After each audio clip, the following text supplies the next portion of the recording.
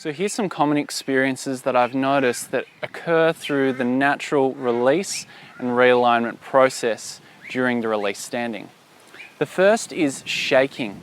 So when you're beginning, a lot of your muscles are overworking and some of them are underworking, and through that process what can happen is they tire out and they kind of release and you feel this shaking off.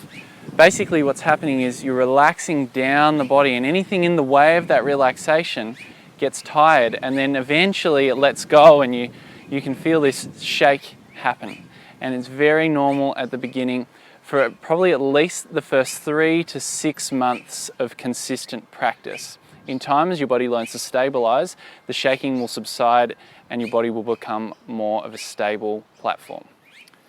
You may experience pains that were previously held deep within the surface of your body. An example of this might be, initially you might have felt tension in your lower back on one side or the other or both sides, and then through the course of the standing, that area is released off, which then presents another area that the lower back might have started to tense up in the first place to protect. You'll then be able to address that area, and so on and so forth. As the body learns to release, you'll be given opportunity to release anything that stands between you and higher levels of stillness and freedom in your body. It's a very common experience that almost everyone goes through during the release process. As the tissue of the body, the muscles, tendons, ligaments, fascia, all begin to relax over the bones, weight, energy, blood, all starts to sink down and it ends up in the feet.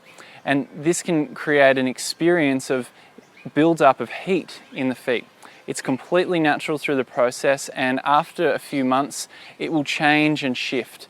Keeping in mind that every time you have an experience, it's not useful for you to label it.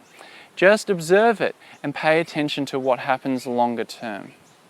2 more common experiences that I've noticed over the years teaching people this process is, first, numbness. Is you can become aware of areas that the circulation has been blocked. So say the shoulder, there's a lot of tension there and you're holding onto it for a prolonged period, then you'll be blocking off blood flow. So numbness can build up in the area. You might get pins and needles as that starts to lead off. It's often a signal to relax. Relax and release. Continue that expansion and release and notice what happens. Bones can begin to pop as they begin to realign. Very common in big tension stored areas like the hips, the spine, the ribs, the shoulders.